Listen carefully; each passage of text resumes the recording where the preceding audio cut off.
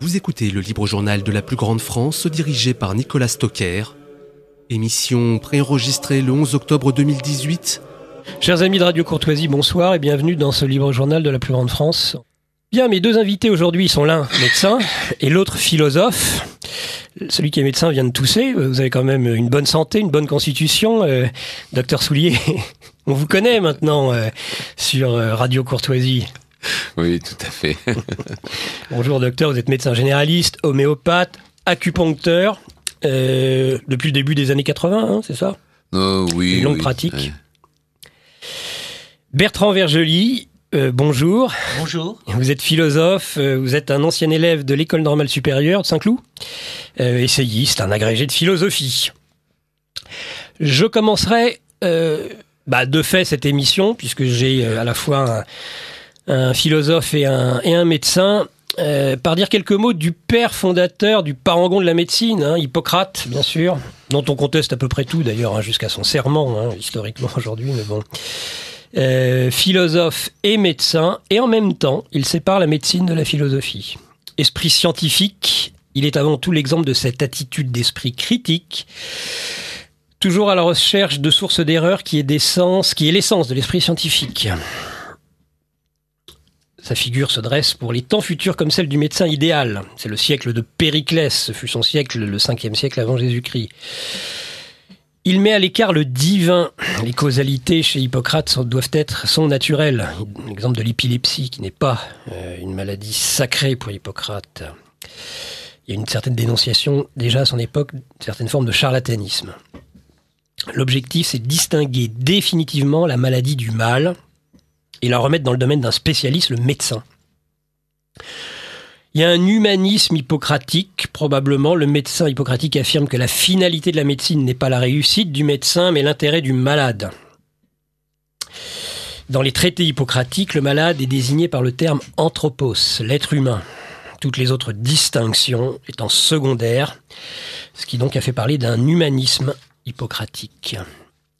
La relation thérapeutique est pensée en termes de stratégie, d'alliance dans un combat. Il faut combattre la maladie et cette lutte est menée par le malade. Le médecin est l'allié du malade, celui qui l'aide à combattre, et non l'inverse, comme parfois aujourd'hui je pense. Il y a en effet de tout chez Hippocrate, le meilleur, j'ai envie de dire, avec la diététique par exemple, et puis parfois des fois le plus douteux, la médecine des humeurs par exemple, qui est en mise en cause je crois aujourd'hui. Il se disait descendant d'Asclépios, donc nous sommes chez un philosophe médecin qui fait de scientificité et en même temps on est toujours au 5e siècle de Périclès, au siècle de Périclès dans l'âge du mythe. Asclépios, je vous rappelle, c'est le fils d'Apollon qui meurt foudroyé par Zeus pour avoir ressuscité les morts, avant d'être placé dans le ciel sous la forme de la constellation du Serpentaire. On va dire qu'il y a un retour. Et y a-t-il un retour du mythe avec le transhumanisme qui se propose aussi de vaincre la mort? Nous poserons la question en particulier sur ce point à Bertrand Vergely. Asclépios est en tout cas un petit peu comme Dionysos, je pense, un enfant qui est né 2 fois. Il est le fils spirituel du centaure Chiron. Il connaît donc une initiation.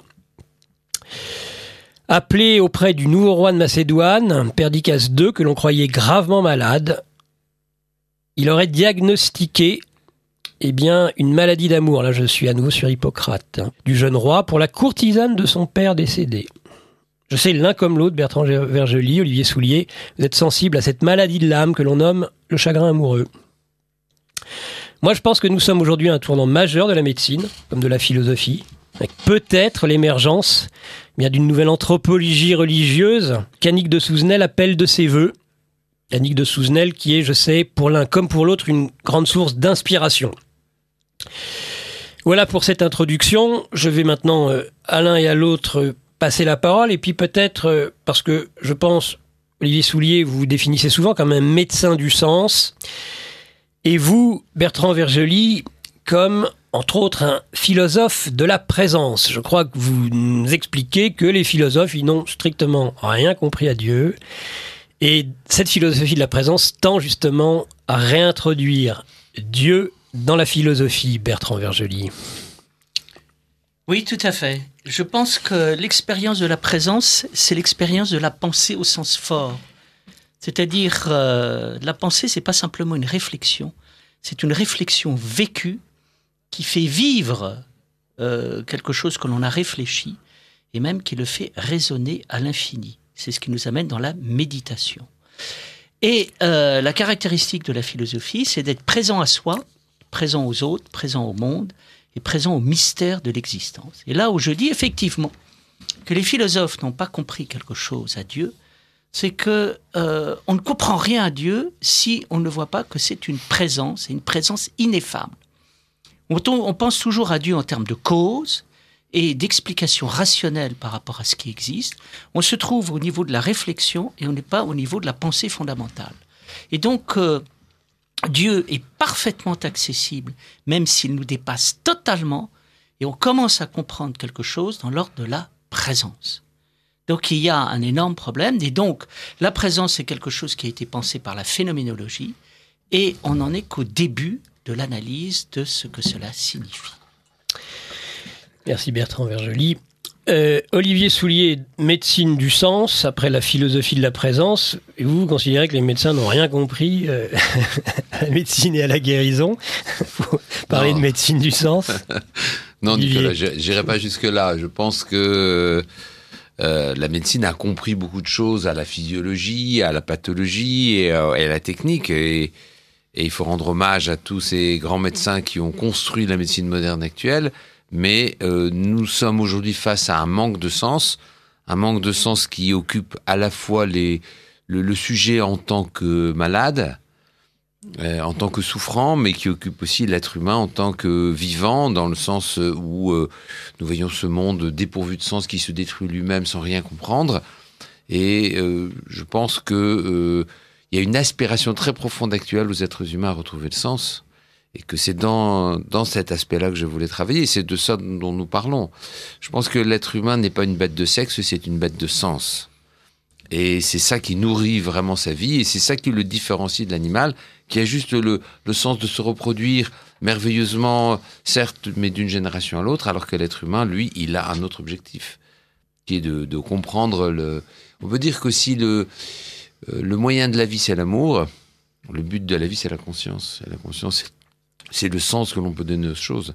Et là, on rejoint le problème de la spiritualité, parce que si on devait dire, mais ce serait quoi Dieu finalement ? Est-ce que Dieu, ce serait pas simplement la présence ? C'est-à-dire la présence à soi, et cette présence qui est autour de nous, que nous ne voyons pas, que nous pouvons sentir si nous faisons le silence. Quelque part, être présent à soi, être présent aux autres, c'est déjà quelque part un peu se rapprocher de Dieu, au fond. Et quand les humains sont souffrants, une des choses les plus nettes, c'est qu'ils ont souvent coupé le lien de présence à eux-mêmes.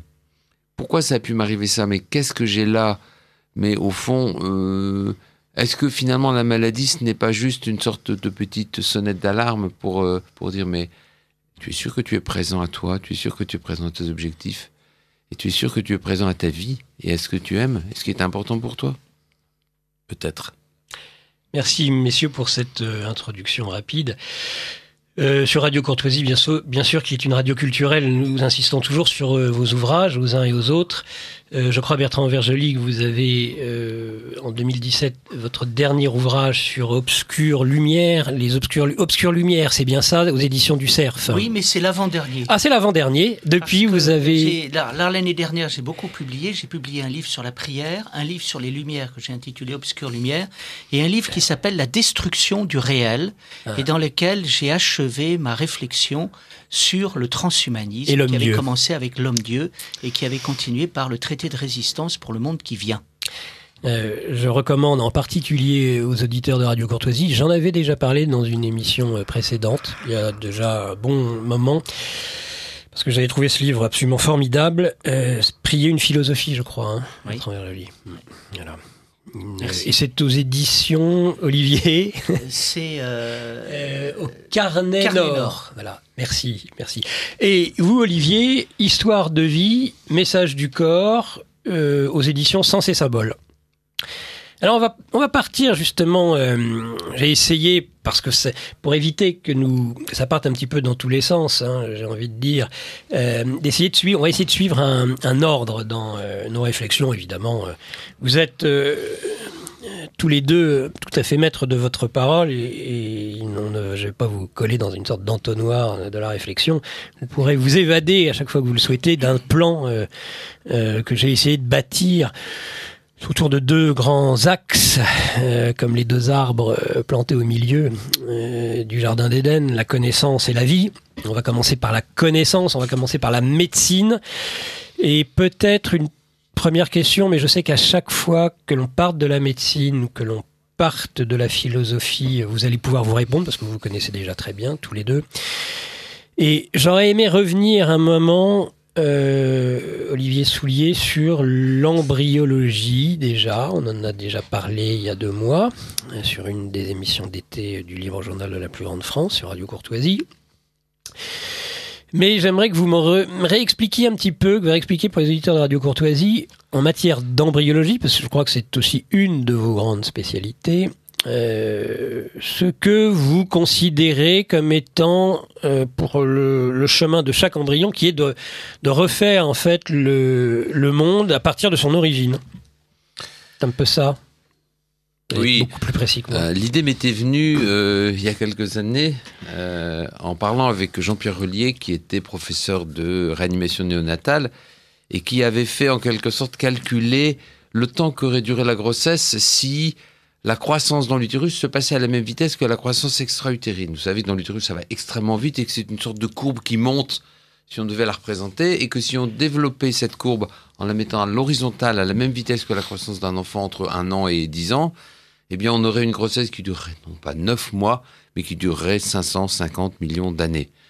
Et si on extrapole encore, puisque ça c'est une croissance depuis les 7e jours, et je ne peux pas m'empêcher de penser que le 7e jour, ça vous rappelle quelque chose.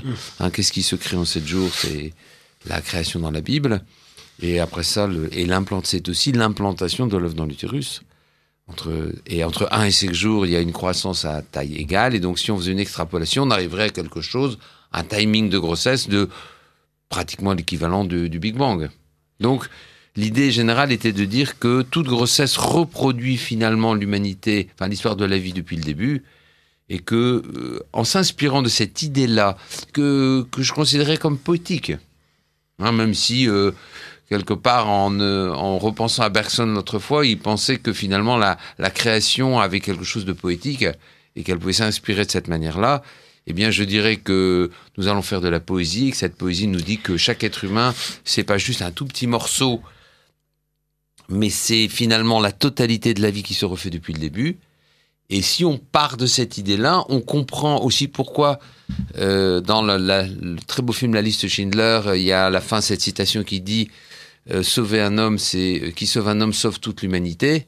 Et on comprend aussi pourquoi le Christ sur la croix, en décidant pour la première fois, de ne plus dire comme dans le Jardin d'Éden, c'est pas moi, c'est l'autre.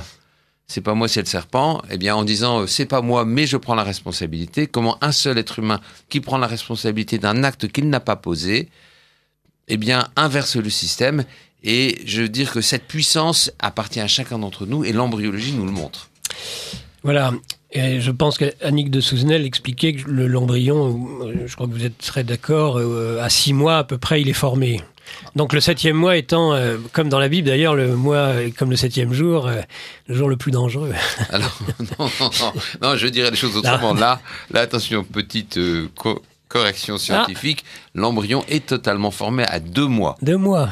Et après, de 2 mois à 9 mois, il va simplement maturer, se développer. Mais la forme, quand vous voyez un embryon de 2 mois, il a la forme globalement d'un enfant qui va naître. Bien. Il ne manque rien. Merci Olivier Soulier. Bertrand Vergely, si on prend les choses en sens inverse, je crois vous avoir entendu dire, ou en tout cas avoir cette réflexion sur le monde comme étant une forme d'humain déployé. En sens inverse, j'ai envie de dire. Vous faites un rapport dans votre philosophie entre l'homme et le monde.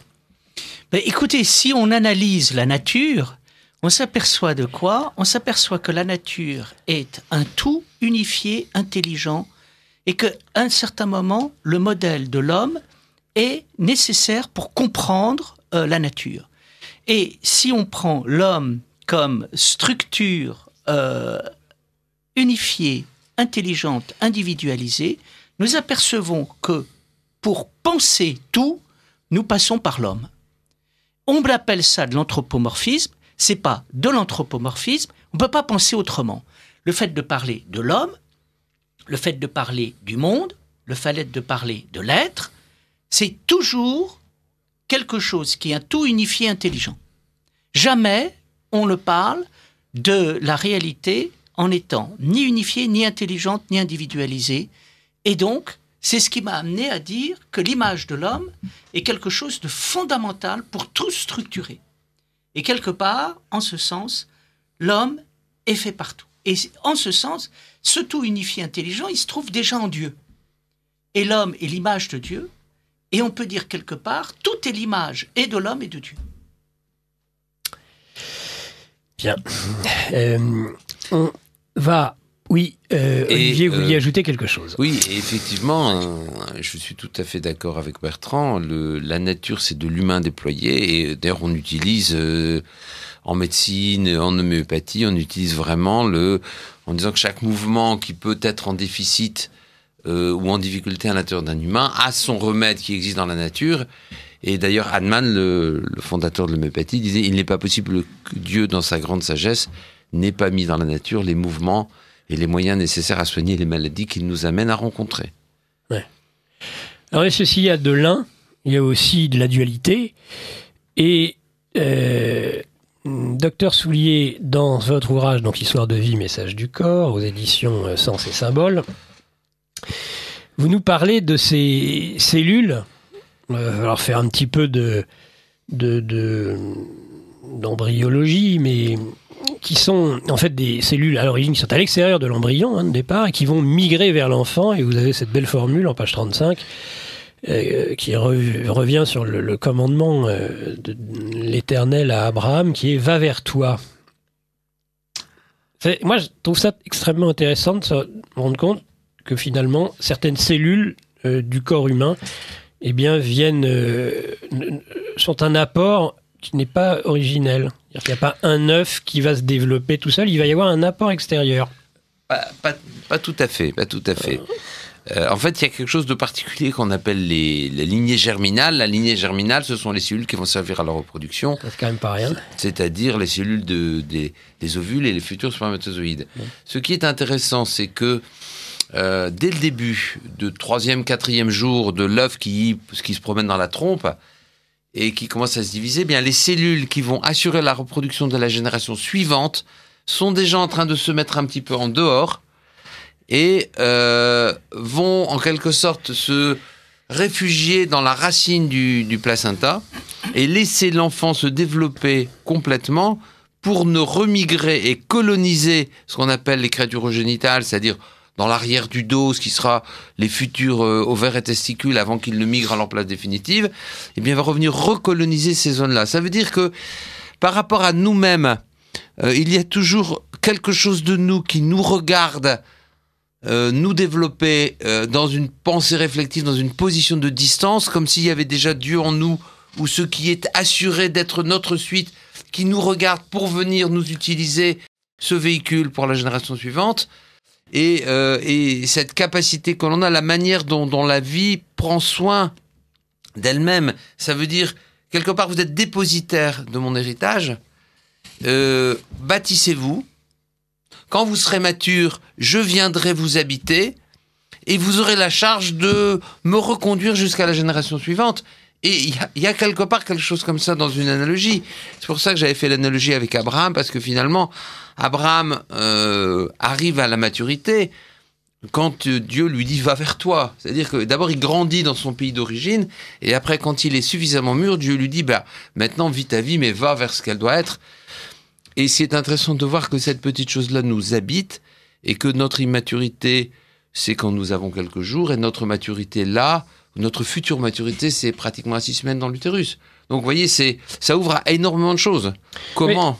Voilà. Mais Olivier, vous dites quand même, page 35, je vous cite, les cellules qui vont donner le cœur et les cellules reproductives sont toutes les deux extra-embryonnaires ou extracorporelles. Vous avez le cœur aussi. C'est-à-dire que finalement, que ce soit les cellules reproductives ou le cœur, ce qui va déterminer tout ou partie de notre énergie, de notre volonté sur cette terre, eh bien, elle vient à l'origine elle est extra-embryonnaire. Ouais. C'est vous qui l'avez écrit, hein, page 35. Oui, j'ai écrit ça, moi. Oui, tout à fait. Bertrand Vergely, est-ce que ça a une résonance pour le philosophe que vous êtes, ce que vous venez d'entendre ? Bon, moi, très succinctement, ça me fait penser à « Je est un autre » en philosophie, mais bon, il n'y a pas que ça, je suppose. Est-ce que ça vous inspire, Bertrand ? Écoutez, moi, je suis très sensible à ce que dit Olivier lorsqu'il parle de « va vers toi » et que vous en parlez vous-même. C'est quelque chose qui m'intéresse énormément parce que on est au cœur de l'être. Et on est au cœur de l'être et ça va permettre de comprendre ce que veut dire un embryon. Vivre, c'est vivre deux fois. Premièrement, on vit et deuxièmement, on fait vivre la vie. Et c'est en faisant vivre la vie qu'on vit vraiment. Et donc, il y a l'être, mais il y a l'action de l'être pour faire être l'être. Et qui fait que l'être est dans la mesure où il est activement l'être. Et là, on s'aperçoit de quoi ? C'est que notre véritable embryon n'est pas encore né. Et qu'il n'est pas simplement derrière nous, il est devant nous. Et donc, c'est tout le mystère d'aller vers toi. C'est-à-dire, tu es de l'être, mais attention, ton être n'est pas fini, et tu dois faire être ton être pour rencontrer l'être véritable. Et là, qu'est-ce que c'est que notre embryon ? C'est le moment où on est dans la collaboration avec Dieu pour pouvoir faire être ce que l'on est. D'abord, l'homme est créé par Dieu, mais l'homme n'est pas la créature de Dieu. L'homme est là pour créer avec Dieu. Parce que si simplement l'homme est la créature de Dieu, Dieu n'est plus Dieu, et l'homme n'est plus Dieu. Et le but, c'est la communion. Il y a toujours quelque chose qui m'a beaucoup frappé et qui me paraît très important. Toute la liturgie chrétienne est là pour aboutir à la communion et à ce qu'on appelle la synergie entre l'homme et Dieu. Et la synergie entre l'homme et Dieu, c'est ce qui se passe quand à un moment, je vais dans l'être de mon être. Toujours une chose que j'aime beaucoup chez Aristote, lorsque Aristote dit que Dieu qu'il est cause, il dit Dieu est cause, Dieu est être, Dieu est vie, Dieu est intelligence, Dieu est désir, Dieu est mouvement. Et Dieu est action, il fait être ce que je suis. Et là, je crois que nous trouvons quelque chose. Donc, je pense que si vous voulez, il faut apercevoir une chose. La création n'est pas finie. L'embryon n'est pas fini. L'être n'est pas fini. Et ce sont des éléments pour aller plus loin. C'est lumineux. Bertrand, merci beaucoup pour... Je ne sais pas ce que tu en penses, mon cher Olivier. Est-ce qu'on pourrait dire des choses ici ? Oui, on pourrait dire effectivement, et je trouve remarquable ce que tu dis, et très très inspirant, on pourrait dire qu'effectivement, nous commençons dans l'utérus, et nous nous préparons à notre vie future, mais que finalement, nous ne sommes là que dans l'objectif de notre accomplissement, et la vie n'a qu'un seul but, c'est celle de s'accomplir. Et c'est intéressant d'ailleurs parce que comment je dirais, très récemment, je ne sais pas si vous avez entendu, David Kayat, grand cancérologue réputé et celui qui avait fait le plan cancer pour Chirac, nous a dit qu'il y avait un lien. D'abord, il nous dit ce qui est une véritable révolution, c'est que le cancer a une base psychologique. Et puis, la deuxième chose qu'il dit, c'est qu'il y a un lien très très net entre le cancer et l'embryon. Et ça fait des années que je dis que pour moi le cancer est une sorte de révolte embryonnaire et il nous confirme ça tout à fait. Je trouve ça très intéressant en disant qu'il y a un lien avec le HLA-B, vous savez les groupes tissulaires, le HLA-B qui intervient dans le cancer, c'est-à-dire qu'à un moment le corps tolère à l'intérieur de lui-même un corps étranger, ce qui est absolument inacceptable, ce qu'on essaie de guérir, mais que effectivement dans le ventre de la mère accepte à l'intérieur d'elle un corps étranger. Et en quelque sorte, la mère accepte parce qu'elle est, je dis que la grossesse, dans la grossesse, la femme a ce privilège extraordinaire d'être assistant de Dieu. Et en fait, ce processus commence et il y a une sorte de vigilance à l'intérieur de nous qui est la vigilance des maladies, ce que j'appelle le symptôme qui marche dans nos symptômes et qu'à un moment, si quelque part nous nous éloignons trop, alors là, il y a quelque chose qui revient, qui est de l'origine, comme si on revenait dans l'utérus et qu'on dit, bon, ah là, mon gars, ça va pas, tu t'es éloigné trop, donc je remets un processus en route pour revenir à l'origine parce que tu t'es trop éloigné. Et ce processus qui va te faire exploser, c'est le cancer, et qui est la révolte de l'embryon, c'est la révolte peut-être de Dieu en nous qui dit, mais je ne suis pas venu pour ça. Et pourquoi suis-je venu ? Pour s'accomplir, je crois, Bertrand Vergely. Alors, je voudrais juste rajouter quelque chose qui me passionne dans ce que tu dis. Il s'avère que ma filleule est chef de service du service d'oncologie à l'hôpital de Créteil, brillante médecin, et quand nous parlons du cancer, elle me dit « le cancer est un trouble de l'identité ». C'est ce qui se passe quand quelqu'un n'est pas en ordre avec son identité. Je pense, Olivier me dira s'il est d'accord avec moi, que là, nous sommes au cœur de la question. Je pense, pour aller plus loin, être en accord avec son identité, c'est d'être en état de commencement. C'est voir les choses avec les yeux du commencement. Et toute notre vision du monde est commandée par la mort. Nous pensons tous inconsciemment que nous sommes finis, que tout est fini, que la création est ratée, qu'on va tous mourir et qu'on va aller tous dans le néant. Et ça, c'est le cancer profond. C'est-à-dire, et je pense que si le Christ est venu, c'est pour bouleverser totalement cette affaire et de dire, attention, l'essence de la vie, c'est la vie et pas la mort. Et l'essence de la vie, elle est à l'intérieur de nous, tu es là pour vivre, pour faire vivre ta vie. Et faire vivre ta vie, c'est non seulement l'accomplir, mais l'accomplir, c'est commencer. Grégoire de Nice a cette phrase extraordinaire, il dit « Allez de commencement en commencement par des commencements qui n'auront pas de fin ». Là, on est au cœur de cette question. Voyez, identité, commencement, vie. Et comme si finalement... Docteur Soulier. Au fond, cette chose qui est programmée en nous pour exister, pour se manifester, pour accomplir, eh bien, en quelque sorte, cette vie qui nous est donnée, dont nous sommes porteurs, et on voit l'histoire des cellules germinales dont nous sommes porteurs, qui est l'héritage de la génération suivante, nous sommes à la fois porteurs de la génération suivante, et nous sommes aussi porteurs de notre propre vie, et quelque part, il y a à l'intérieur de nous une vigilance intérieure qui est portée par l'ADN, et qui dit, voilà, tu as ton axe, et si tu t'éloignes trop, eh bien, je te donnerai toute une série d'éléments pour te remettre en ordre. Les éléments, ce seront les maladies, les troubles, les ci, les ça. Et le summum de l'élément qui dit, qu'as-tu fait de tes talents ? C'est le cancer. Et c'est le maximum du maximum. Et c'est très important, parce que le cancer est une maladie qui est faite pour tuer. C'est clair. Mais la question, c'est, le cancer va vous tuer. La question, c'est qu'est-ce qu'il va tuer en vous ? Comme Claudel disait, tout ce qui est malade, c'est tout cela qui doit mourir, et tout ce qui souffre, c'est cela qui doit vivre. Donc le cancer est toujours mortel, mais attention, vous n'êtes pas obligé d'aller dans la tombe avec. Bertrand Vergely, vous vouliez ajouter peut-être ? Oui, moi je suis très enthousiaste d'entendre ça, parce qu'on est au cœur du problème fondamental, et à la jonction entre, d'une part, le corps et l'âme. Et voilà, l'autre jour, je faisais un séminaire et je parlais du cancer. Il y a quelqu'un qui me disait « le cancer n'est pas une maladie psychologique ». Il disait « c'est un hasard ». Bon, ça, c'est quand on veut quand on veut faire taire quelque aujourd'hui, on dit « c'est un hasard ». Et puis c'est génétique. Oui. Hop, allez, hop. La vérité, c'est ça qui est très important, c'est ce que dit Olivier, et j'irai dans son sens. Nous sommes là non pas simplement pour porter les générations à venir, nous sommes là pour devenir un arbre de vie et pour faire croître à travers nous quelque chose qui va dans les générations visibles, mais les générations invisibles. Je pense que l'être humain n'a pas conscience de la vie dont il est porteur. Et c'est en ce sens où nous sommes en exil. Nous devrions louer Dieu nuit et jour devant les trésors qu'il y a en nous, et nous sommes là en train de nous disputer, de nous désespérer, de tuer les autres et de nous suicider. Et c'est à pleurer.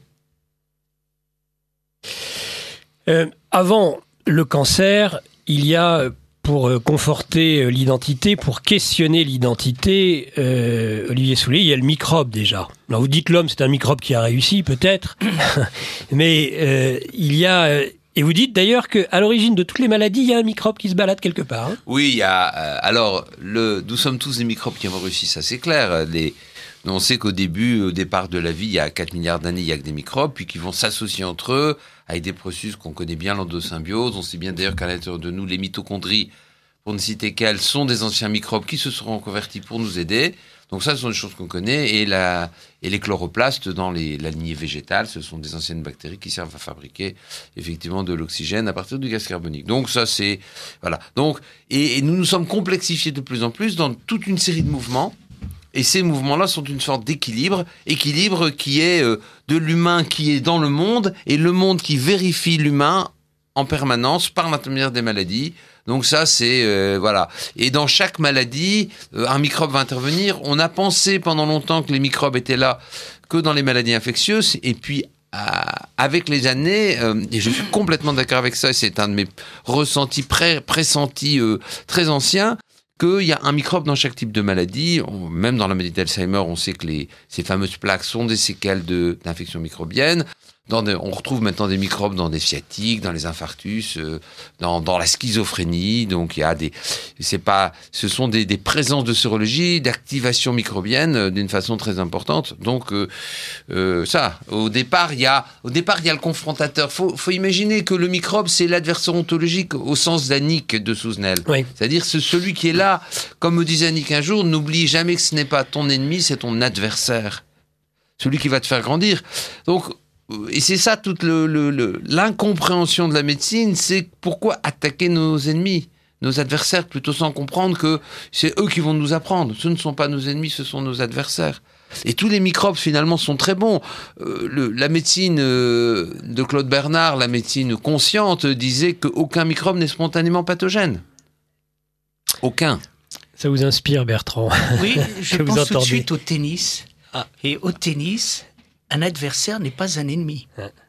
Et c'est ce qui fait la beauté du tennis, c'est-à-dire qu'il nous est donné dans l'existence des adversaires, qui nous aide à élever notre niveau de jeu. Et je pense que c'est là où nous vivons une adversité positive. Et quelqu'un qui prendrait son adversaire au tennis pour un ennemi serait fou. Ça pourrait expliquer cette parole du Christ, aimez vos ennemis, c'est-à-dire transformez vos ennemis en adversaires. Et arrêtez de voir dans vos adversaires des ennemis, mais voyez dans vos ennemis des adversaires. Un révélateur. Et puis aussi, utiliser cette énergie, c'est le judo. Il y a le tennis, mais il y a le judo aussi. L'aïkido. Voilà. Se servir de l'énergie de l'adversaire pour le remettre dans son équilibre fondamental. Et voyez dans vos maladies des opportunités. Toutes les maladies sont des opportunités, hein, c'est clair. Alors justement, si ces microbes peuvent dégénérer parfois jusqu'à faire en effet une maladie d'Alzheimer ou un cancer, est-ce qu'il n'y a pas l'erreur d'une certaine médecine qui voudrait nous faire croire, un peu avec Pasteur, mais il n'y a pas que Pasteur, hein, que tout est bon dedans et que tout est mauvais dehors? Ça me fait penser un peu déjà à un certain travers de la philosophie même rousseauiste. Qu'est-ce que vous en pensez, Bertrand Vergely? Écoutez,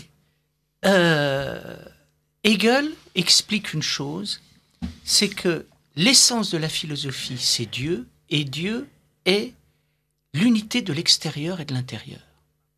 Qu'est-ce que c'est que l'unité de l'extérieur et de l'intérieur? Oui. C'est la communion avec tout, où on est intérieur à tout, et tout est intérieur à nous. Alors, je pense que c'est l'énorme problème de Rousseau. L'énorme problème de Rousseau, c'est une vision qui n'a jamais été unifiée. Rousseau a des éléments de communion, des éléments d'intériorité, et il n'est jamais allé dans la communion fondamentale qu'il a pourtant expérimentée. Rousseau expérimente la communion avec la nature dans les rêveries du promeneur solitaire, dont la 5e rêverie, et il n'a jamais été au bout de ce message. Pourquoi? Parce que je crois qu'il a rompu avec la tradition chrétienne.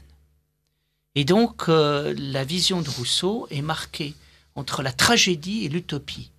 La tragédie, c'est la rupture du lien avec la nature et la rentrée dans la société où l'homme se compare avec la société, et la manière avec les autres, et la manière de sortir de cette tragédie, c'est d'être dans l'utopie du contrat social. Et le gros problème auquel nous avons à faire, c'est qu'on a rompu ce lien. Alors, je crois que la grande prière de Socrate, c'est à la fin du Phèdre que l'intérieur soit toujours en accord avec l'extérieur. Alors, je crois que là, on touche à quelque chose de fondamental. Il me semble que tout être humain est brouillé avec le monde extérieur et que cette brouille avec le monde extérieur vient du moment où le voile se déchire, l'enfant découvre que le monde n'est pas sa mère.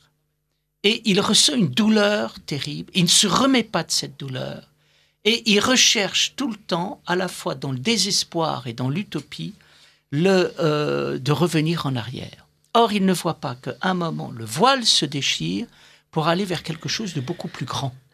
Et toute l'expérience de la connaissance, c'est de dire, attention, tu as rompu avec ton enfance, va vers l'âge adulte, ne recherche pas à revenir dans l'utérus maternel. Ouais.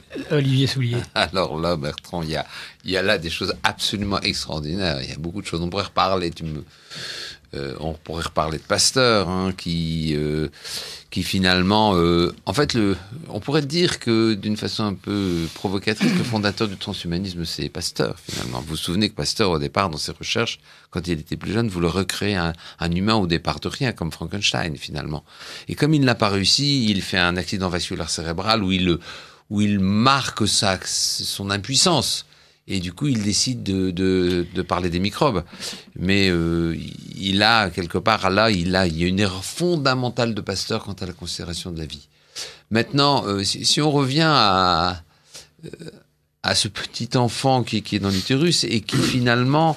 c'est vrai que dans l'utérus, la mère, c'est tout, quoi. Et toute notre tendance dans notre vie, ce serait de vouloir revenir à cet aspect-là, sans comprendre que c'est une première phase de préparation et que, effectivement, nous avons ensuite à développer le reste. Dans certaines mystiques chrétiennes, on dit que, et plus exactement, Mazzi, l'homéopathe argentin, nous parlait des remèdes homéopathiques correspondant chacun à ce que nous regrettons de la perfection divine. Quelle est la partie de la perfection divine que nous avons perdue? Quelle est notre nostalgie du paradis terrestre? Et Alfred Tomatis parlait dans la grossesse de 9 mois au paradis. Donc, on a tous cette souffrance primaire qui est d'avoir perdu l'image d'un imaginaire parfait. Et donc, nous allons après, dans notre chemin, avancer, progresser en nous détachant. On voit bien... le détachement, c'est arrêter d'attendre que tout vienne de l'extérieur comme au cordon ombilical et se détacher du sucre, où on voit bien la capacité à fabriquer soi-même son sucre, et la preuve de l'autonomie. La dépendance au sucre, c'est une preuve d'immaturité.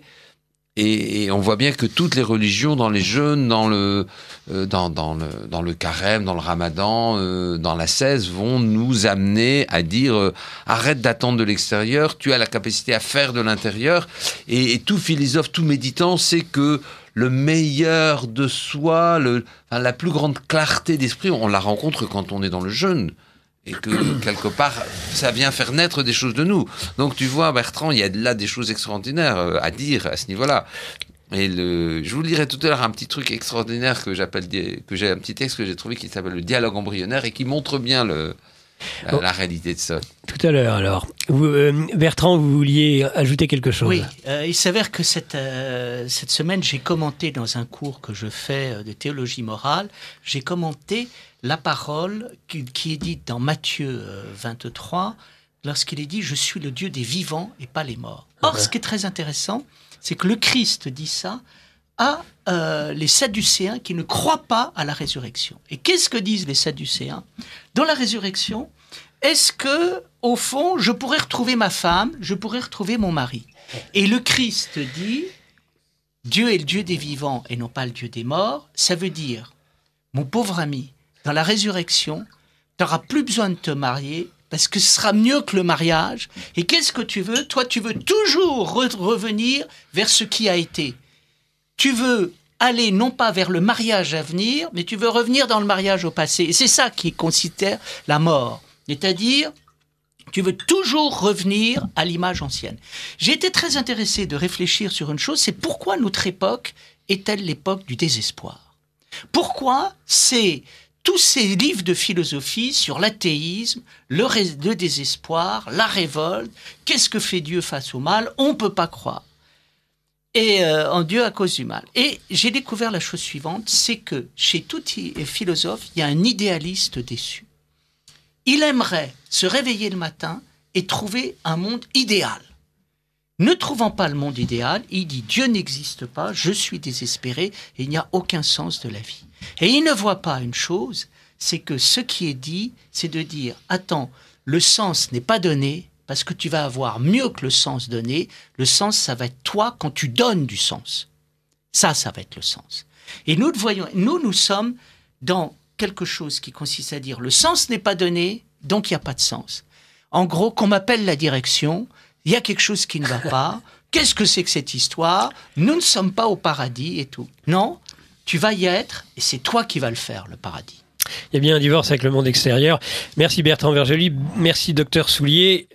Docteur Soulier, vous voulez rajouter quelque chose, je crois, sur le dialogue embryonnaire, c'est ça ? Oui, alors c'est une petite histoire, en fait c'est une histoire drôle qu'on appelle dialogue embryonnaire. Donc imaginez dans le ventre d'une mère deux bébés, deux jumeaux en fait qui sont là et qui discutent. Vous allez voir, c'est étonnant et ça nous montre beaucoup de choses. Alors on a bébé athée, et toi tu crois à la vie après l'accouchement ? Et bébé Crognon dit, bien sûr, c'est évident que la vie après l'accouchement existe. Ici, nous sommes juste pour devenir forts et prêts à ce que nous attend après. Bébé athée, mais tout ça, c'est insensé. Il n'y a rien après l'accouchement. Est-ce que toi, tu peux imaginer à quoi une telle vie pourrait ressembler ?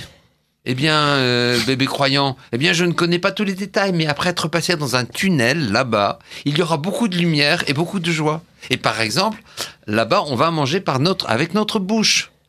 Bébé athée, un tunnel, mais c'est du n'importe quoi. Nous avons notre cordon ombilical et c'est ça qui nous nourrit. Et cette autre vie, il n'y a eu aucun revenant. Personne ne peut dire, personne n'en est jamais revenu. La vie, tout simplement, se termine par l'accouchement. Non, je ne sais pas exactement à quoi cette vie après l'accouchement va ressembler, dit bébé croyant, mais dans tous les cas, nous verrons notre maman et elle prendra soin de nous. Remplacez tous maman par Dieu et vous allez voir. Et bébé athée, mais maman, tu crois en maman, toi ? Et où se trouve-t-elle donc ? Et bébé croyant, il dit, mais elle est partout, elle est autour de nous, et grâce à elle, nous vivons, et sans elle, nous ne sommes rien. Et bébé athée, mais c'est absurde, je n'ai jamais vu aucune maman, c'est donc évident qu'elle n'existe pas. Et bébé croyant dit, non, je ne suis pas d'accord. Parfois, quand tout devient calme, on peut entendre quand elle chante, sentir quand elle caresse notre monde. Et je suis certain que notre vie ne va que commencer après l'accouchement. C'est extraordinaire, c'est comme... c'est un retournement de perspective, ça. Complet, tout est dit là-dedans. Et finalement, cette petite analogie est extraordinaire. Et Coluche disait, dans un sketch très drôle, où il demandait au pape où il est Dieu alors qu'il y a tant de catastrophes sur Terre. Et le pape, il répond, mon fils, Dieu, c'est comme le sucre dans le lait chaud. Il est partout, on ne le voit pas. Et plus on le cherche, moins on le trouve. Bon, messieurs, là, on parle de maladie, on parle de souffrance. On est à peine arrivé sur les voies de la guérison. J'aurais aimé, Bertrand Vergely, je sais que vous développez une pensée particulièrement féconde sur la souffrance. Est-ce que vous pourriez Alors, je pense que pour comprendre la souffrance, il faut comprendre deux choses. C'est que la souffrance, ça veut dire avoir mal, mais la souffrance, ça veut dire également supporter, à travers le fait d'attendre. Et donc, la souffrance fait partie de ces concepts qui sont à eux-mêmes la réponse à la question qu'ils posent. Mmh. Et c'est la raison pour laquelle, lorsqu'on analyse la souffrance, il faut avoir une vision dynamique qui a déjà été soulignée par Olivier tout à l'heure quand il parlait de la souffrance. Attention, quand on souffre, c'est pas simplement un moment où on va mal, c'est un moment où on va bien. Quel est l'énorme paradoxe de la souffrance ? Si devant le monde, en face de nous, qui va si mal, vous allez bien, c'est que vous allez mal. Si devant le monde qui est devant nous, vous allez mal, c'est que vous allez bien. La caractéristique de la souffrance, c'est d'être ce moment où, allant mal devant quelque chose qui va mal, pour la première fois, on va bien. Et là, un retournement s'opère. Donc attention, quand on a affaire à la capacité de souffrir, on découvre la capacité d'avoir mal qui va permettre un moment de lancer l'alerte en disant « Attention, il y a des choses très graves qui se passent, intervention, secours ». Puis deuxièmement, la souffrance, c'est le fait de supporter un moment, le fait d'avoir mal et de le porter. Et par là même, également, de supporter le fait de supporter. Parce que ce qui est intéressant dans la souffrance, c'est que la souffrance, ça peut être le cri d'alarme et le renoncement à la plainte. Car je peux à un moment m'installer dans la plainte et ne pas supporter le fait de supporter. Alors, qu'est-ce qui est intéressant? C'est de dire, donc, il y a un extraordinaire... Si vous voulez, la souffrance, c'est un laboratoire alchimique dans lequel on est en train de tout retourner et transformer.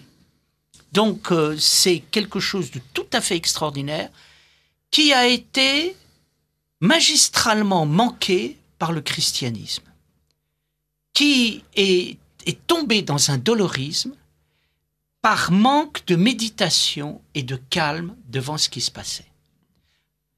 Les chrétiens ont bien compris que quelque chose se passait avec le Christ, la souffrance, mais au lieu de le méditer, ils ont été directement dans la glorification et l'héroïsation de la souffrance pour des raisons sociopolitiques, au lieu à un moment de méditer sur ces trois éléments: avoir mal, attendre, supporter.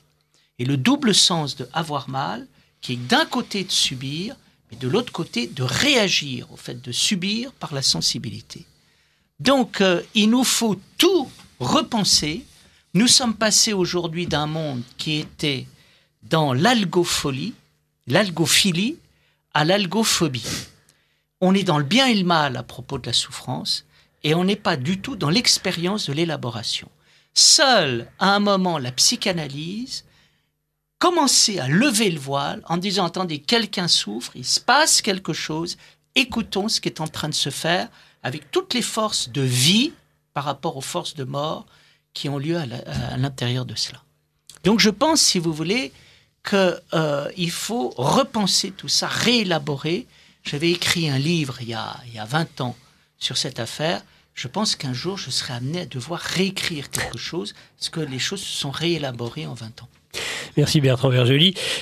Olivier Soulier, je crois que Bertrand Vergely dit à un moment donné, rappelle d'ailleurs que celui qui souffre est impatient, donc il patiente, et il n'est pas, je crois que vous dites dans un cours, un usager du service public de la santé. Je vous ai lu, Olivier Soulier, dire, ce qui peut paraître quand même choquant de prime abord, de toutes les maladies, la meilleure, si j'ose dire, c'est la dépression. Oui, non, j'ai dit... Il n'y a quand même pas une tendance toujours à renverser systématiquement ce qui est quand même un mal en un bien. Ça, c'est une question pour tous les deux, après. Mais la dépression... Oui, j'aime bien ce que dit Khalil Gibran quand il parle du bien et du mal. Et quand il dit du bien, je puis vous parler, mais non du mal, car qu'est-ce que le mal, si ce n'est le bien, travaillé par sa propre faim et sa propre soif. Uh-huh. Effectivement. Alors, quand je dis que la dépression est une des meilleures maladies qui soit, ça veut dire que dans la dépression, c'est une maladie qui est totalement réversible, c'est-à-dire qu'il n'y aura pas de lésion organique à la fin. Donc c'est bien, une restitution ad integrum, et que la dépression, c'est aussi le fait d'avoir du mal à remettre en cause des souffrances de son enfance, et que c'est votre corps qui enlève la pression, parce que s'il maintient la pression, vous irez dans une mauvaise direction. Inversement, si vous forcez, vous serez en hypertension. Mais tout ça, ça nous ramène quoi? Ça nous ramène à ce qu'à un moment, le corps s'arrête ou nous donne des messages. Bon, arrête-toi garçon, c'est pas bon, il y a un problème, on réfléchit. Et si tu peux pas, je te dégonfle la bouée, comme ça, ton château... Vous savez, ces châteaux gonflables qu'on voit dans les mariages ou dans les supermarchés, ton château s'effondre, en Espagne bien évidemment, et là tu vas pouvoir réfléchir. Et je voudrais reprendre ça, encore ces choses extraordinaires qu'a dit Bertrand. En fait, aller bien, aller mal, ça veut dire quoi? Je pense que la souffrance, c'était peut-être une des meilleures marques de l'espérance, et plutôt c'est une meilleure marque de la conscience. J'ai envie de dire, si vous mettez votre main sur une plaque électrique brûlante, si vous n'avez pas mal, excusez-moi, ça c'est le désespoir. C'est-à-dire que vous êtes incapable de réaliser que ça ne vous va pas. Et donc, heureusement, la douleur et le système nerveux est constitué pour que vous puissiez prendre conscience de ce qui ne vous va pas. Donc, c'est vrai que la chrétienté a utilisé la souffrance du Christ sur la croix un petit peu de façon que je trouve sadomasochiste, hein, finalement, une souffrance masochiste, alors que c'est une conscience de la chose. Hahnemann, le fondateur de l'homéopathie, on voit bien en quoi l'homéopathie a peut-être encore un millier d'années d'avance sur la médecine traditionnelle. Eh bien, Hahnemann, le fondateur de l'homéopathie, disait « Nous souffrons tous d'être séparés de la perfection divine » et il appelait ça la base de la maladie, l'absor primaire. Mais dans cette souffrance, qui est d'abord une souffrance morale de l'imperfection, une acceptation de l'imperfection, eh bien, notre corps, parfois, va nous donner une souffrance physique, parce que j'ai souvent remarqué ça, en particulier avec certaines personnes qui ont des fibromyalgies. Quand ils vont mieux au niveau de la douleur, ils me disent « Mais c'était tellement plus facile d'avoir mal physiquement que d'avoir mal moralement. » Et ça, c'est une chose importante. Et l'idée aussi qu'évoquait Bertrand de dire « Mais si vous pouvez ne pas souffrir face à une situation qui n'est pas acceptable, là, ça devient dangereux. Ne pas avoir mal face à quelque chose qui n'est pas acceptable, ça devient dangereux. » C'est pour ça que quand j'ai essayé de mettre en place ce que j'ai appelé la théorie des 5 cercles, et je dis qu'il y a deux moments où vous êtes en bonne santé. Le moment de l'absor primaire, où vous êtes dans une réadaptation permanente à la réalité, le réel Dieu qui est confronté à votre réalité, vous, eh bien ça, c'est une période où vous n'êtes pas malade. Et il y a une deuxième période où vous n'êtes pas malade, ce que j'appelle, pour moi, les maladies chroniques non somatisées. Ce sont des gens qui sont dans leurs illusions, qui imposent leurs illusions aux autres et qui, eux, vont bien. Et la grosse différence qu'il y a entre ces deux états de santé apparente, c'est que dans la première, vous allez bien, mais vous endurez un certain niveau de souffrance qui est l'espérance de la conscience, mais autour de vous, les gens vont bien. Et la deuxième manière que j'appelle les maladies chroniques non somatisées, vous allez bien physiquement, mais autour de vous, les gens vont mal. Et autour de vous, le monde va mal, tel que on voit maintenant, finalement. On est dans les choses. Et c'est ça qui est très important. Et si vous ne voyez plus que ce que vous faites est destructeur, si vous ne voyez plus que ce que vous faites n'est pas juste, là, vraiment, vous êtes malade. Mais la maladie vous guette et un jour ou l'autre, peut-être, j'espère qu'elle vous rattrapera de façon à vous faire basculer dans une conscience. C'est bien foutu, finalement, la vie. Dieu est bien foutu. Je trouve moi, je serais très, très heureux le jour où je pourrais le rencontrer pour causer avec, parce que je trouve qu'il est extraordinaire. Bertrand, vous vouliez ajouter quelque chose peut-être ? Je voudrais ajouter 2 choses. Je crois que la souffrance, c'est l'état de l'art. Un artiste, c'est quelqu'un qui nécessairement souffre de l'absence de quelque chose.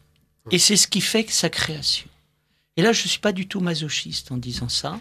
Souffrir et aimer et créer, c'est la même chose. Deuxième point, il y a quelque chose qui me paraît très important, c'est ce que je suis en train d'écrire à propos du sens. Je me disais, aujourd'hui, on est dans un état de mensonge à l'égard du monde. Et pour expliquer le mensonge, il faut bien comprendre ce que c'est qu'une harmonie. Une harmonie, c'est ce qui fait que quelque chose est ce qu'il est.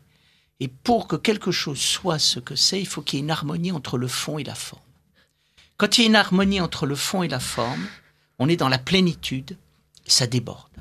Quand il y a un divorce entre le fond, alors il y a le contraire de l'harmonie, c'est la laideur. La laideur, c'est qu'il n'y a ni harmonie sur le fond, ni harmonie dans la forme, tout est repoussant. Et entre la plénitude et la laideur, vous avez le gâchis et le mensonge. Le gâchis, c'est quoi ? C'est harmonieux sur le fond, mais c'est pas harmonieux dans la forme. Donc c'est bâclé, c'est pas achevé. Et le mensonge, c'est quoi ? C'est pas harmonieux dans le fond, mais c'est harmonieux dans la forme. Et là, on est dans le mensonge.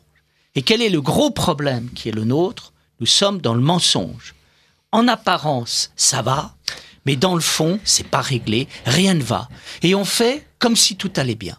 Donc j'avais donné comme exemple il y a un sondage qui a été fait en disant la France est un pays heureux parce que 87% des Français pensent que le bonheur, c'est le sens de la vie. Quand on pense comme ça veut dire que ça va très mal, que c'est pas du tout heureux, que quelque chose n'est pas bien parce qu'il y a un sondage qui dit que c'est bien. Quand il y a un sondage, c'est que tout le monde s'en fout, raconte le truc qui, la pensée passe partout, et que derrière un truc qui a l'air d'aller bien, ça va mal. Et tout le monde fait semblant d'aller bien, ben ça va pas bien. Et là, je pense, et je redonne la parole à Olivier, je pense que tous les processus pathologiques commencent comme ça. Bah, je vous laisse dans cet aller-retour, Olivier, et puis après je vous poserai une question à l'un et à l'autre, Olivier. Et en même temps, je vais te citer Répondez à parce Bertrand. que j'avais assisté à l'autre fois au colloque à Sainte-Croix sur Berdyaev, et qui est aussi le maître d'Annick de Souzenel avec Graf Kozalewski, l'évêque Jean. Et tu citais le fait que pour Berdyaev, l'archétype du diable, c'est le bonheur bourgeois. Oui.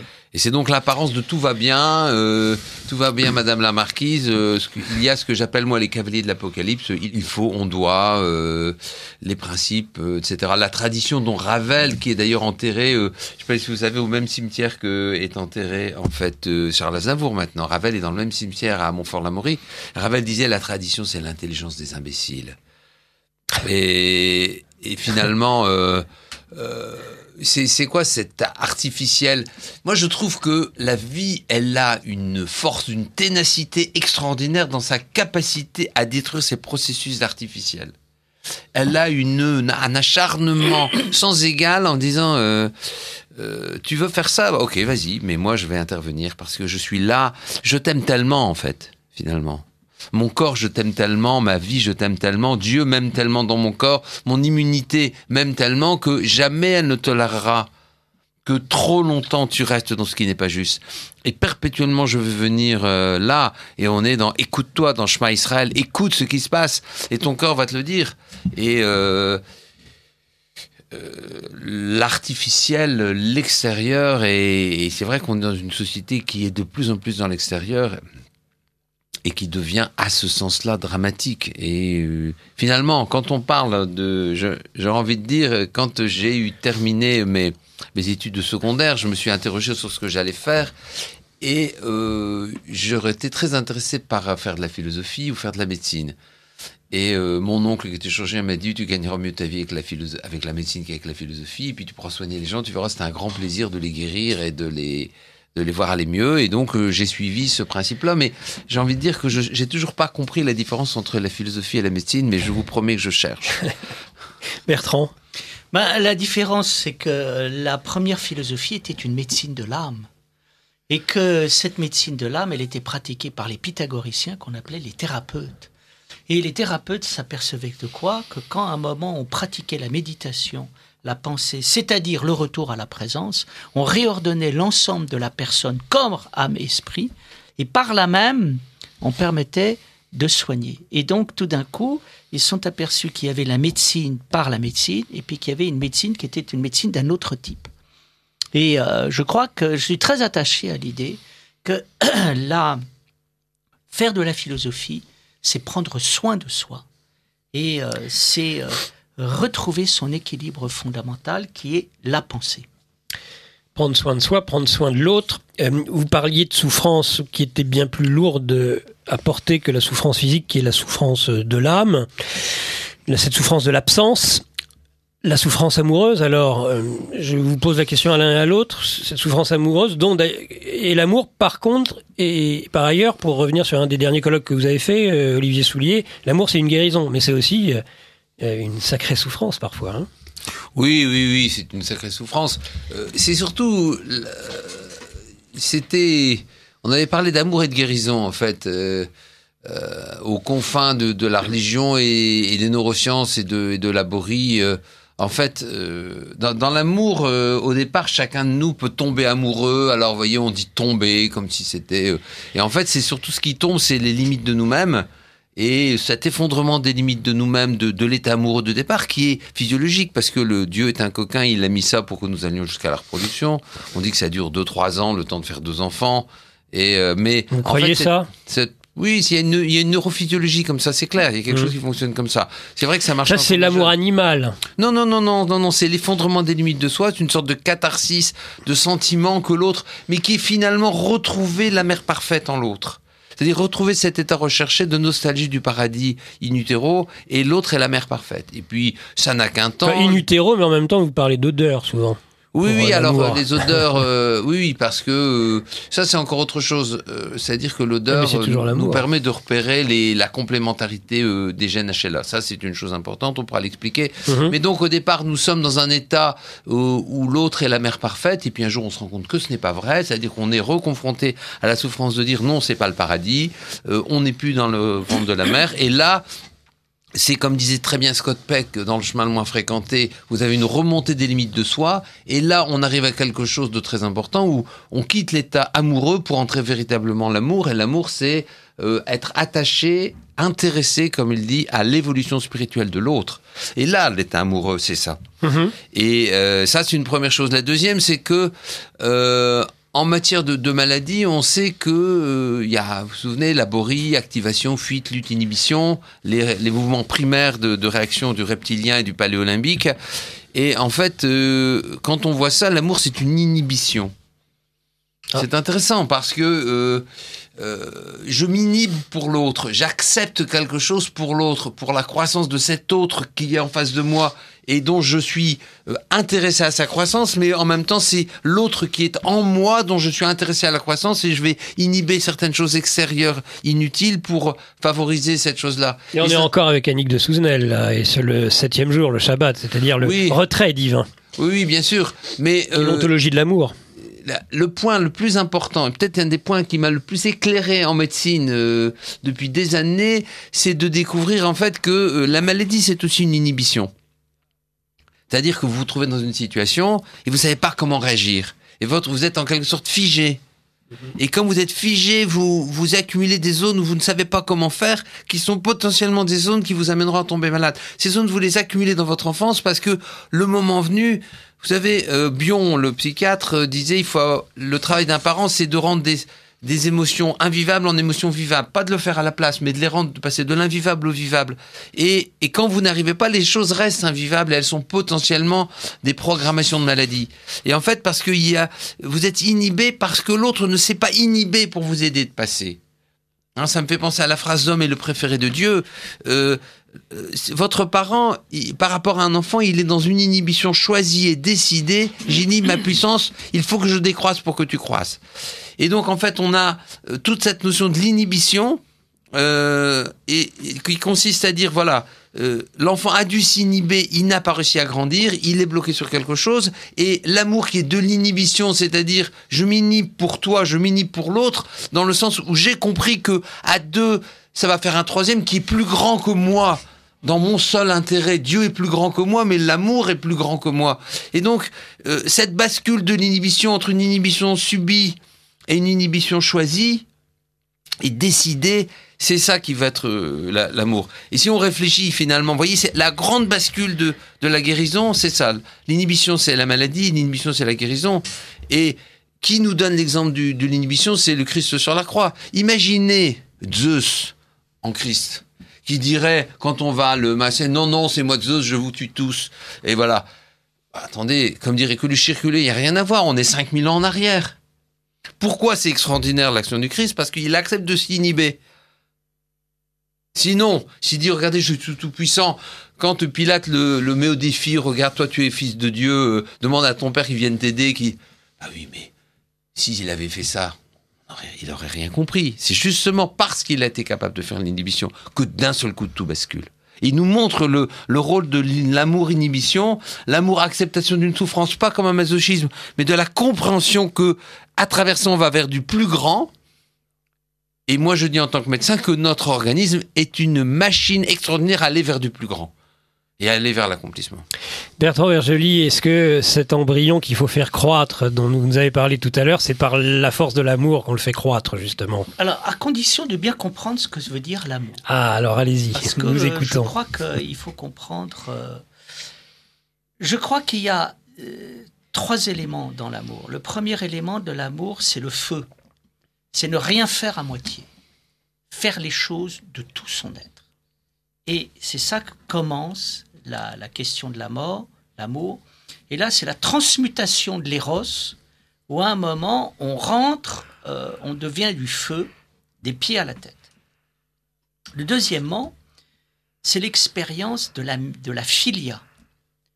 L'expérience de la philia est une expérience extraordinaire qui est l'expérience de l'intime et de ce qu'on pourrait appeler les affinités électives.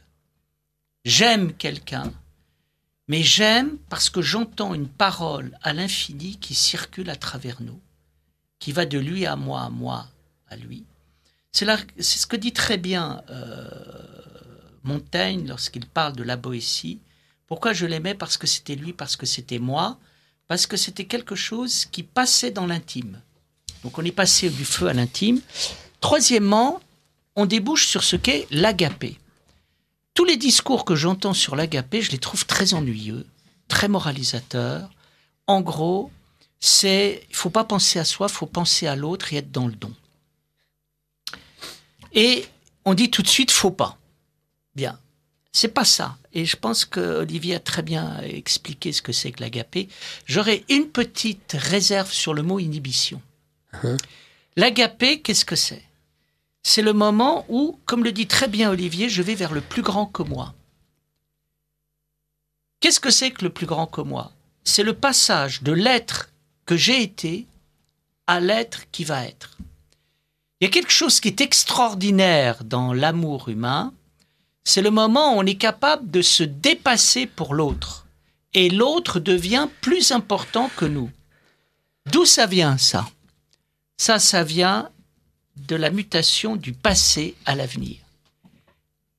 Que l'autre soit plus important que moi, c'est normal. C'est à un certain stade d'évolution, on ne peut plus penser à soi. Pourquoi? Parce que l'important, c'est ce qui vient et non pas ce qui a été. Et là, on est dans l'agapé. Et l'agapé, c'est l'ouverture au plus grand. Et on est dans le détachement et la libération totale. Je pensais à propos un jour de la sagesse que la caractéristique du sage, et qu'est-ce qui fait que le bonheur, qu'est-ce qui fait qu'un sage est heureux? Un homme normal, pour être heureux, a besoin du plaisir. Un sage n'a même plus besoin de plaisir pour être heureux.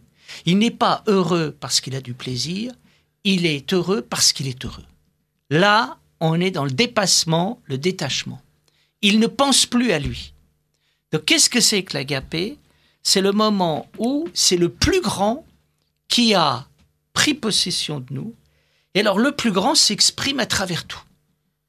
Et là, on est comme Saint Séraphin de Sarov qui saluait tout le monde en disant « Tu es ma joie ». Ça, c'est exactement l'état de quelqu'un qui est dans l'agapé, dans l'avenir, dans ce qui a été. Il est ce qu'on appelle en Inde un bodhisattva, un délivré vivant. Le délivré vivant, il est complètement libéré de l'homme qui a été.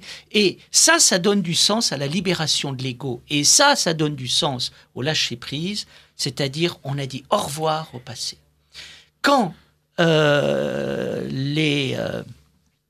c'est l'histoire de la femme de Lot, il est recommandé de ne pas, quand on quitte Sodome et Gomorrhe, il est recommandé de ne pas regarder en arrière, autrement on est transformé en statue de sel. Eh bien, nous avons tous tendance à être fascinés par Sodome et Gomorrhe et à ne pas quitter Sodome et Gomorrhe pour aller vers l'avenir. Je crois que... Comme Orphée aussi, qui se retourne. Voilà, ne te retourne pas, ne regarde pas en arrière. Ta destinée, être un libéré vivant, la destinée, c'est la grandeur. Tu es fait pour la grandeur, tu dois aller vers de plus en plus de grandeur. Et alors là, on n'est pas simplement dans le feu, dans l'intime, on est dans l'époustouflant, dans le génial. Alors là, c'est prodigieux. Et c'est la raison pour laquelle, effectivement, spirituellement, c'est vivre ça. Qu'est-ce que c'est que l'amour spirituel? C'est l'amour époustouflant, où tout d'un coup, quelqu'un nous aide à nous libérer de tous nos attachements passés. Donc là, on est... Et c'est pour ça que je trouve tellement ennuyeux les discours sur l'agapé, parce qu'on reste en disant « Ah ben c'est bien l'agapé, on a dépassé l'égoïsme. » Vous comprenez? C'est, voilà. C'est-à-dire qu'on ramène une Ferrari à l'état d'une patinette. Il est souligné, je vous ai vu très ému à certains moments dans ce que disait Bertrand Vergely. Oui, c'est tout à fait. Mais on est vraiment au cœur de la compréhension. Hein. Et quand on réimagine le chemin de vie, finalement, et comment se met en place les choses, on voit bien toute cette grossesse qui est une préparation et qui est un premier revécu de ce que peut être un plus grand que nous, qui est autour de nous, qui nous a créés, qui nous a donné la vie, et qui est la mère. Et puis le deuil de cette mère que l'on va faire ultérieurement au moment de la naissance, et toute la phase de l'enfance et de l'adolescence qui va faire le deuil définitif de l'autre qui nous a porté sur la vie et que nous devons lâcher, même si nous pouvons le remercier, parce que sans lui, nous n'aurions jamais été là. Et pour entrer dans une phase finalement de notre existence où là, on va se dire, mais tu vas faire quoi de ça ? Alors, c'est vrai qu'on va garder à l'intérieur de nous cette mémoire de l'amour comme étant un élément, mais on garde une mémoire inscrite à l'intérieur de nous. Et j'aimais bien cette phrase qui disait « L'amour, c'est quand quelqu'un vient vous donner des nouvelles de vous. » Et au fond, si on essaye de remonter même encore un petit peu plus loin, finalement, dans l'embryon, au départ, il y a deux sacs, en quelque sorte. Il y a le sac amniotique, il y a le sac vitellin. Voilà, l'âme et le corps, dites-vous. Et voilà. Et donc, en plus, moi, je m'autorise à faire des jeux de mots poétiques, en quelque sorte, que l'amnios, c'est l'amnos. Et le vitellin, c'est vitel 1. L'animal, il vit tel qu'il est. Il n'est ni bon ni mauvais. Il survit. C'est sa vie et c'est normal. Un lion qui tue une antilope n'est pas un criminel. On le met pas en prison. Voilà, c'est tout. C'est sa vie, quoi. C'est la vie. Il vit tel 1. Etc. Et là, il y a pas. Et là, on n'a pas. Voilà. Les deux sont là. Et ce qui marque le début de la vie au 21e jour, véritablement, c'est quand les deux vont se réunir par la pression de la troisième couche, qui s'appelle le mésoderme, et mésoderme qui va immédiatement donner l'apparition du cœur qui va se mettre devant les yeux au départ et qui est le symbole de l'amour. Mais surtout, ce qui est intéressant, c'est de voir comment se met en place le mésoderme. Il y a un passage aussi entre de l'amnios dans le vitellin, c'est ça ? Oui, justement, c'est ça toute la question, Nicolas. C'est là que ça se joue, en fait. Pourquoi ? Parce que, en fait, c'est Blechschmidt, Eric Blechschmidt, l'embryologiste allemand, qui nous a donné la clé de ça. Il dit, en fait, la vie, c'est l'échange. Je partage, j'échange, et comme j'échange, je grandis. Et en fait, plus une cellule échange, plus elle grandit vite. Et le propre des cellules de l'amnios, et donc de l'âme, c'est d'échanger plus vite et de grandir plus vite parce que j'échange plus vite. Je ne suis pas par moi, je suis parce que j'échange avec l'autre. Et je grandis. Et donc, entre ces cellules de l'amnios qui grandissent beaucoup plus vite et cellules du vitellin qui grandissent beaucoup moins vite, au moment où il y a un hiatus, vous imaginez deux feuilles qui sont collées l'une contre l'autre et l'une pousse plus vite que l'autre. Eh bien, au bout d'un certain temps, ça va tiquer et en quelque sorte, il va falloir mettre quelque chose entre les deux pour créer une sorte de plan de clivage, rajouter quelque chose au milieu pour que ça fonctionne. Hein, et en fait, à ce moment-là, il se passe un processus qui est que finalement, c'est la part la plus rapide qui va régler le problème. Elle règle le problème faisant quoi ? En faisant par une sorte de siphon, comme on vide une baignoire, qu'un certain nombre de cellules passent à toute vitesse pour se mettre non pas vers le bas, pour aider le bas, mais viennent se mettre entre les deux pour créer une solution entre l'âme et l'animal. Et cette solution, c'est le mésoderme. Et le mésoderme, c'est quoi ? C'est d'abord la mise en place du cœur, c'est-à-dire du principe de l'amour, parce que dans la symbolique, vraiment, le cœur est le principe de l'amour. Et quand je dis que ça vient de l'extérieur, ça vient de l'âme. Et c'est une autre manière de venir de l'extérieur. C'est pas tout à fait la même. C'est pour ça que j'étais un petit peu surpris. J'avais marqué ça, effectivement, c'est vrai, mais c'est une autre manière de venir de l'extérieur. C'est une façon de préciser aux écrits. Justement. Voilà, effectivement. Et on va mettre en place, on va faire quoi ? On va faire les os, les muscles, les glandes et le cœur.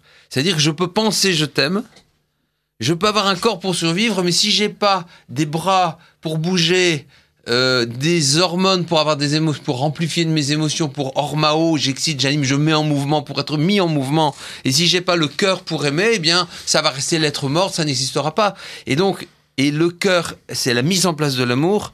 Et c'est là toute la question importante, c'est qu'il ne faut pas oublier que l'amour est directement issu de l'âme. Et que l'amour, quelque part, il est au service de l'âme.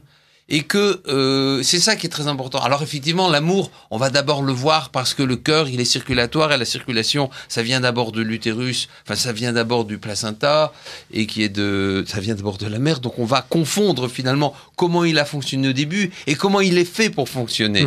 Hein? Donc là, et là, il va se mettre en place et c'est ça qui est important de sentir son origine et ce pourquoi il est fait et ce pourquoi il doit nous amener à revenir en fait. Bertrand Vergely, je vous ai trouvé très attentif. Mais oui, parce que je trouve que ce qui est tout à fait extraordinaire, c'est cette relation que Olivier fait avec le corps. Et je suis très attentif parce que je réfléchis sur la question de l'âme et du corps. Et j'ai l'impression, mon idée est la suivante, c'est que l'âme est l'invisible du corps. Sous quelle forme ? Moi, j'entends par l'âme la sensibilité infinie. Et cette sensibilité infinie, elle déploie le corps. Et elle lui donne une extension qui va au-delà du corps. Et c'est ce qui fait que l'âme, c'est à la fois le corps et pas le corps. Et je me demandais dans quelle mesure ce que je pense est pertinent, à savoir que nous sommes dans un processus de vie qui est à la fois un et autre. Comme la vie est vivante, la vie complexifie la vie intensifie la vie infinitise la vie. Et c'est ce qui fait que de l'intérieur de l'un, il y a quelque chose qui est de l'ordre du deux qui apparaît. Donc on s'interroge sur le fait de ce que c'est que l'âme et le corps. Je pense que l'âme et le corps sont donnés ensemble. Il y a le corps et il y a le principe vivant du corps à l'intérieur du corps qui est capable de donner au corps une extension autre que le corps au-delà du corps, par cette capacité justement qu'a l'âme de pouvoir saisir la sensibilité universelle. Et donc la question que je me posais, c'est dans quelle mesure est-ce que je dis est pertinent ou pas. Alors Descartes distingue l'âme et le corps parce que à un moment, c'est pour des raisons d'analyse. Le problème de Descartes est très bien vu par Merleau-Ponty, il n'a jamais pensé qu'il y avait l'âme d'un côté et le corps de l'autre. Mais pour éviter de tout confondre, à un certain moment, il dit voilà, l'âme est capable de penser et à un moment, la pensée, c'est pas du corps. Et le corps, c'est pas simplement de la pensée. Ça, c'est un stade à l'intérieur. Mais la vérité, c'est que nous sommes corps et âme. Et que, alors, moi, je crois beaucoup. Pour moi, l'âme, c'est pas simplement un principe pensant. Le principe pensant est un des aspects de l'âme, mais l'âme est ce principe vivant à l'intérieur de nous-mêmes et une sorte de principe vivant à l'infini. Et je pense que ça permet de comprendre qu'il y a en nous le visible, qui est la matérialisation de cette sensibilité, et l'âme qui est l'expansion de cette sensibilité. C'est-à-dire, je verrais bien qu'entre l'âme et le corps, quelque chose qui passe entre la dilatation et la condensation. Le corps, condensation d'une sensibilité infinie et qui franchit la barre de l'espace-temps et qui se matérialise dans l'individualité charnelle que nous sommes. Et l'âme, expansion, dilatation à partir du corps de quelque chose qui à un moment va dépasser l'individualité charnelle et même pouvoir aller au-delà de l'espace-temps. Je ne sais pas ce que tu en penses, mon cher Olivier. Est-ce que je déraille ? Alors, à mon avis, vous ne devez pas dérailler tant que ça, parce que moi, j'ai déjà entendu Olivier dire des choses très équivalentes quand il compare justement un peu le passage entre l'amnios et le vitellin avec les trous noirs. Et là, les trous noirs, dans l'infiniment grand, globalement, c'est ce que vous venez de nous dire, hein, Bertrand. Vous nous parlez un peu de la théorie des trous noirs. Hein. Oui, alors il y a effectivement, je discutais l'autre fois avec Jean-Pierre Luminet qui me disait pour avoir un trou noir, finalement, il faut qu'il y ait à la fois un passage de matière et d'information.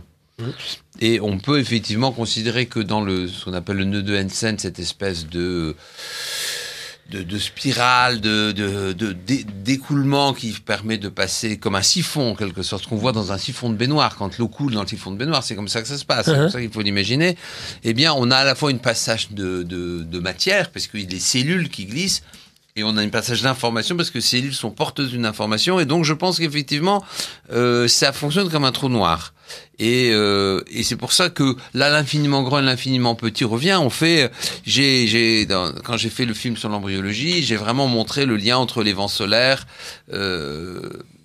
donc les vents qui déforment la magnétosphère terrestre et l'embryon. Et j'ai aussi beaucoup parlé de ce trou noir, alors que faut savoir que ça fait 0,1 millimètre, hein, au moment où ça se passe. Donc c'est vraiment tout petit, il y a des choses qui font des milliards de kilomètres. Donc on a le même aspect. Mais ce qui est intéressant, c'est qu'on va retrouver la chose vraiment à tous les niveaux. J'avais dit que finalement Dieu, s'il est quelque part, comme disait Annick de Souzenel, c'est ADN Adonai, donc il est à l'intérieur de nous, dans le cœur de l'ADN, mais il est aussi complètement à l'extérieur. Donc en fait, je dirais que l'humain, il est massé entre son ADN qui est en lui et son Dieu qui est en dehors de lui. Et on a ça, mais finalement, quand on regarde le devenir de la cavité amniotique, elle va faire quoi ? Elle va finalement, le corps va se replier, et donc l'amnios qui était au début au-dessus, il va être tout autour. D'ailleurs, l'enfant, vous savez bien, il sort dans la cavité amniotique, il baigne dans la cavité amniotique. Et si on considère que la cavité amniotique, c'est l'image de l'âme, ou le lieu de l'âme, le bain de l'âme en quelque sorte, il est à l'extérieur de nous quand on est dans l'utérus. Et après ça, on va le perdre. Mais le corps, la peau a la mémoire de ça.